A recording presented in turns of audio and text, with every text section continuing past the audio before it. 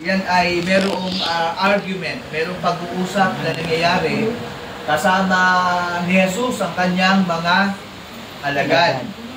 At doon ay merong nagtanong kay Jesus, no? Si Jesus pala nagtanong. Sabi ng Panginoon sa kanyang mga alagad, kasi sila yung mga, kumbaga, pumupunta sa mga Luke chapter 9. Luke chapter 9. Sila yung bumababa sa mga tao. At minsan tinanong sila ng Panginoon, anong sinasabi ng karamihan kung sino ako? Nabasa niyan. Verse 18, I think verse 18, chapter 9. Sinasabi ng karamihan tungkol sa akin. At sila ay sumagot yung mga alagad. Sabi ng mga alagad, si Elias.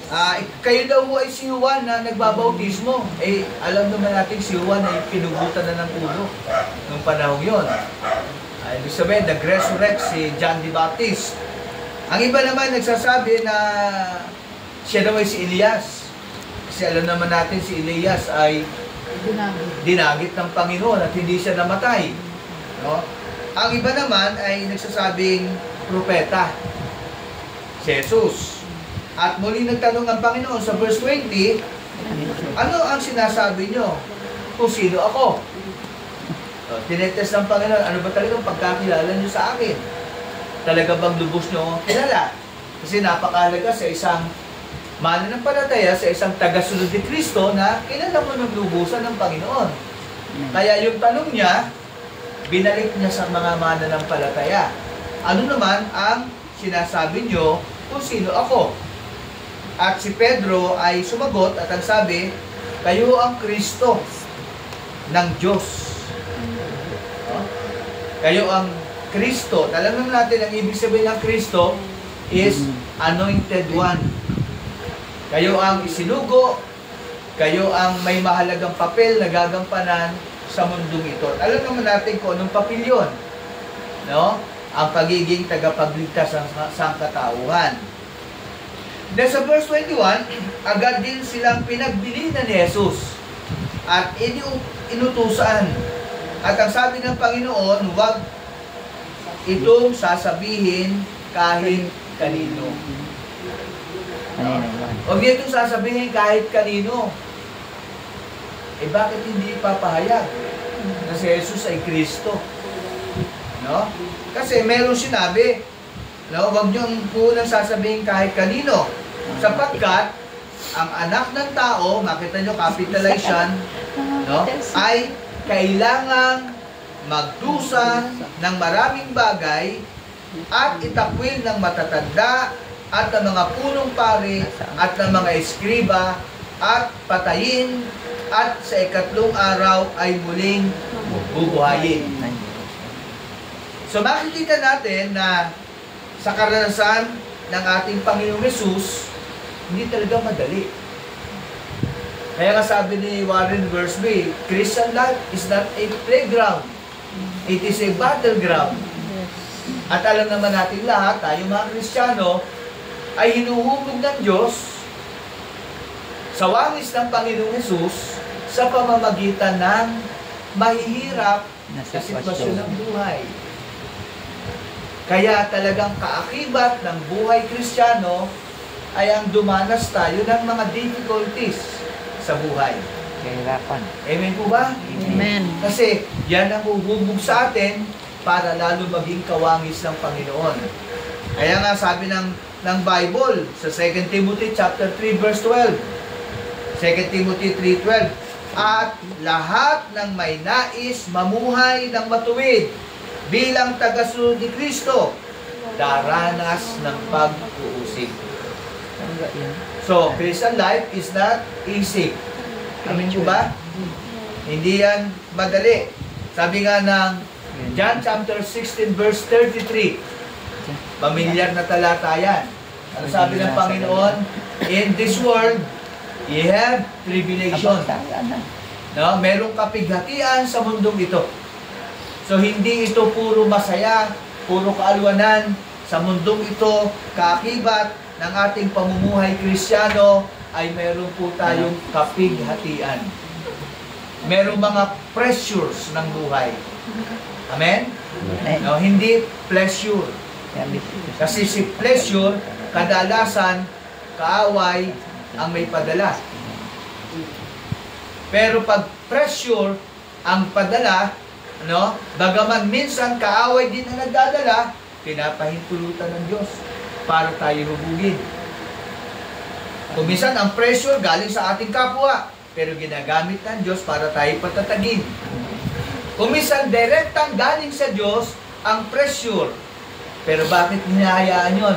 Para tulungan tayo, turuan tayo na patuloy na magtiwala sa Diyos. Kasi kapag may pressure, bumibitiw ang Kristyano. Kadalasan. Lalo tigit kung mababaw, hindi matibay ang ating pagkakakapit sa Panginoon. No? Kaya nga, sabi nga, we have sometimes, of delight and times, no? We have times of delight and times of difficulties sa buhay. Habang tayo ay nagpapatuloy sa ating mga gawain, kung saan ang Panginoon ang siyang ating pinaglilingkuran. Alam naman natin, ang gawain ng Kristyano, divided lang po yun sa 4. Ano po yung 4 na yan? Na letter G. Kasi letter G ang gawa ni G. Ano yung 4 niya? Number 1, gathering. Gathering in worship, gathering in prayer, gathering in kung ano-ano.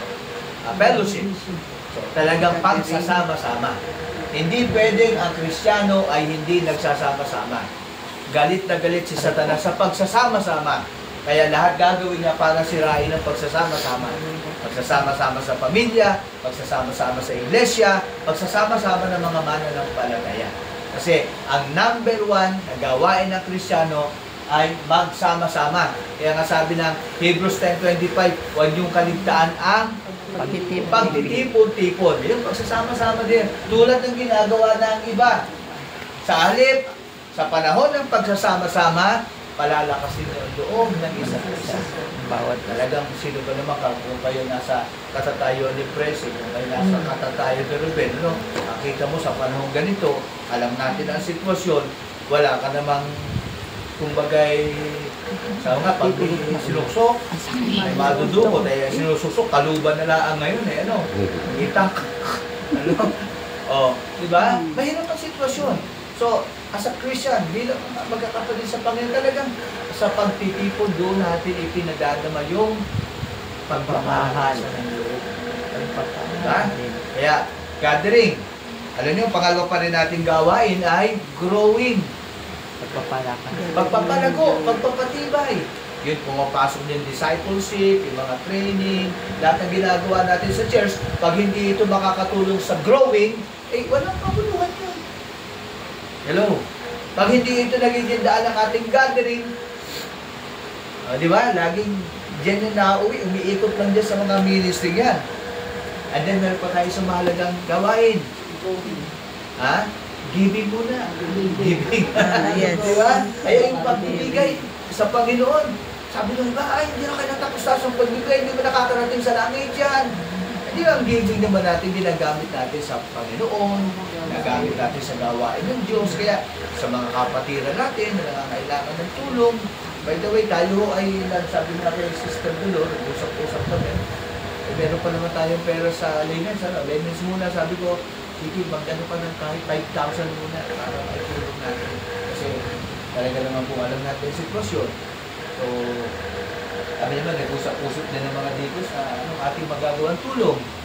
No? Kaya minsan yung tulong ay tulong. Masyadong mahaba. Tulong talaga, no? So, kasama talaga yung giving. At, siyempre, sabi kanina ay going. Pag-ayo. Kasi natin pag tinignan nyo, dyan lang umiikot sa gathering, growing, giving, and going. Ang result, meron pa. Letter G din. Glowing. Diyan naman tayo mag-glow, mag-meaning para sa Panginoon. Magiging liwanag sa dilim. Kaya nga sabi ng Panginoon, kayo ilaw na sanlibutan. Kaya lang mga kapatid, hindi madali, Christian life is not easy. Mayroong difficulty. No? Ang dami. At pag hindi ho kayo dumaan sa ganyan, ay hindi kayo maglalog, hindi kayo magtutulog. Kaya lang, kahit hindi kayo dumadaan at pabagsak-bagsak ka rin, ano? Paulit-ulit ka rin, abay, baka hindi rin mag-grow. Ano? So, laban lang. Amen po ba? Amen. Yan. Baka mapili. So, why Christian life is so difficult? Nakita natin po si Jesus na. Diba? Diyos na nga siya. Nagkatawang tao. Pinatay, hindi pa ka tayo pinatay eh. Isa tayo pa nga gusto makapatay. Joke lang yun. Hindi naman natin kayang gawin yun. Ano? Pero napakahirap. Pero napakaganda rin paalala ng Panginoon. Sinabi niya sa lahat. Sinong sinasabihan niyang lahat dito? Mga alagad actually ang kausap niya. Yung 12 alagad. Ito nga, in-expose niya na rito si Judas, hindi maliligtas eh. Sa mga talatang ito. Pero sabi dito sa unang talata, sinabi niya sa lahat, kung ang sino man ay nagnanais sumunod sa akin, tanggihan niya ang kanyang sarili, magpasa ng kanyang cross araw-araw at sumunod sa akin. Sapagkat sino bang nagnanais na iligtas ang kanyang buhay, ay mawawalan nito. Subalit sino mang mawawalan ng kanyang buhay dahil sa akin, ay maililigtas niya ito. Sapagkat mapapakinabang ng tao, makamit man niya ang buong sanlibutan, ngunit mawawala o mapapahamak naman ng kanyang sarili. Sapagkat ang sino mang ikahiya ako, at ang aking salita, ikakahiya siya ng anak ng tao pagdating niya na nasa kanyang kaluwalhatian at sa kaluwalhatian ng Ama at ng mga banal na anghel. So dito nakikita ko mga kapatid, ang 4 na kondisyon sa pagsunod sa Panginoon. No? At 4 na conclusion or caution. At 3 lang pala, 4 na kondisyon sa pagsunod at meron ding 3 caution. Ano yung caution? Warning. Merong babala. Anong kondisyon binigay ng Panginoon? Napakalinaw, yung unang kondisyon sinabi niya sa lahat. So walang exempted. Amen po ba? Amen. Kung sinabi niya lahat ng alagad, kahit sa ating panahon, ito'y para sa ating lahat.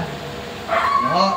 At sabi niya, ang ibig sabihin po ng lahat ay the totality or the whole, kabuuan. No? So, sabi ng Panginoon, if merong kondisyon, kung nagnanais kayo na sumunod sa akin, kung so, palang merong mga hindi magnais. Pero lahat kailangan magnais. Pero merong hindi nagnanais. May kumpal. No? Sabi niya rito, kung ang sino man ay nagnanais. So, the first condition, dapat nagnanais. Dapat meron kang desire. Na sumunod sa Panginoon. Tandaan niyo mga kapatid, lagi ko sinasabi ito. Madali namang manampalataya. Pero ang problema yung pagsunod. At yung totoong pananampalataya, pinagtitibayan niya ng pagsunod. No? Marami kasing nananampalataya. Kahit nga ang demonyo, nananampalataya rin eh. Pero sumusunod ba? Hindi. Hindi. Kaya, tandaan natin lagi, ang totoong pananampalataya, may kaakibat na pagsunod. Ang tunay na pananampalataya ay meron talagang pagsisisi. Kaya nga ang pagsisisi, ang ibig sabihin sa Bible ay pagtalikod sa maling gawa at ngawa. Kasi yung ngawa, dapat nababago din yun. Pagiging Kristiyano, tama po ba? Yung gawa, nababago din yun. No? Pang ikaw ay tunay na mananampalataya. So, talagang napakahalaga, may desire.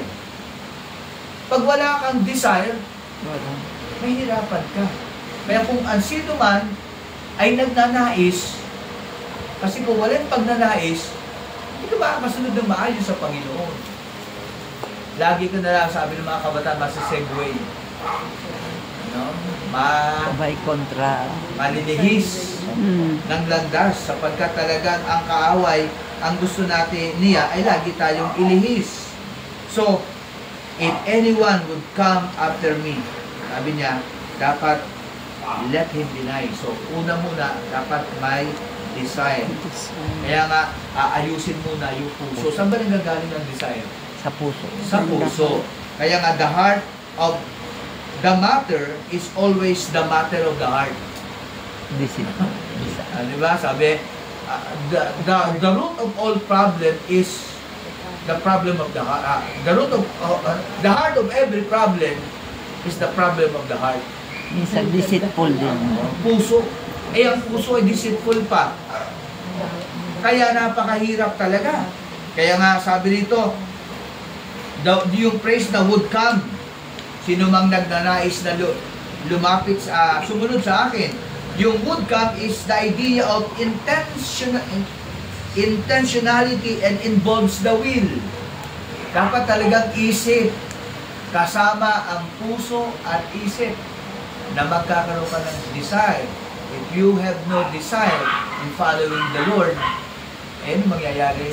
Para tayong pabalay-balentong sa ating paglalakbay. Sa Tagalog ay bukal. Dapat bukal sa puso. Nakita natin yung urong sulong, tawag dito, pabaksa-backslide. No?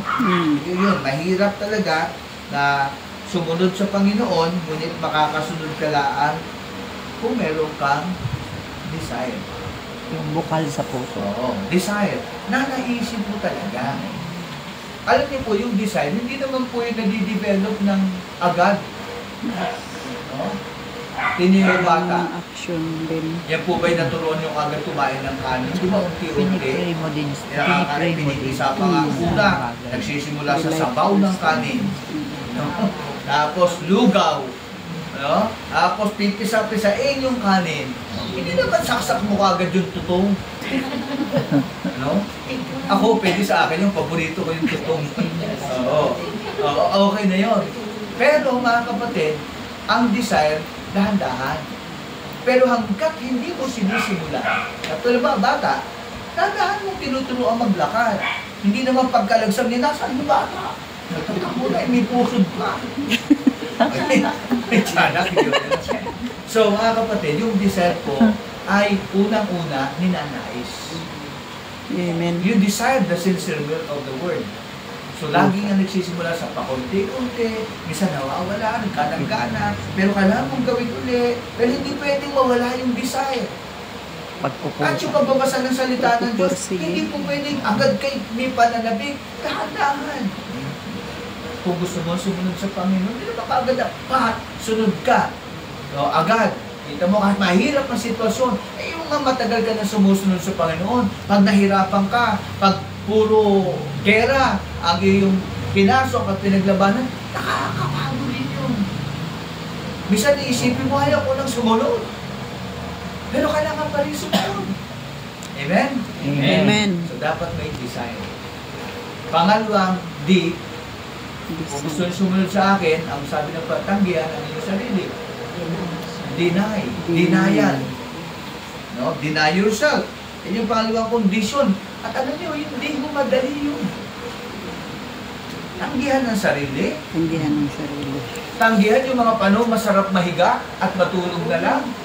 Pero kailangang lumabos kahit na ulan dahil may gawain. At ano ba yung gawain yan? Hindi na natapos-tapos. Ang gawain sa Diyos talagang hindi na natapos-tapos. Mga pilosopo nga doon sa hanaw-hanaw ay, Nanay, pasaan kayo? Ay, kami may gawain. Ay, ano daw yung gawain? Linggo-linggo na lang, hindi na natapos. Oo, ano. So, yun, mga kapatid. Ay, baka lalo pag uwi na ka, lalo may matumba kayo sa daan. Hindi niya kakayanin. Ha? So, Nilalagdag ba si baka Vince? may matumba pa sa daan. Nilalagdag ka na eh. Nahihilo. Nahihilo. Ay, sige.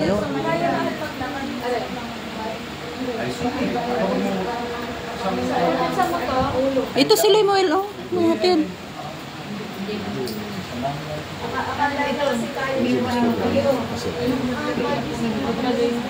Ano kang gag... Eh,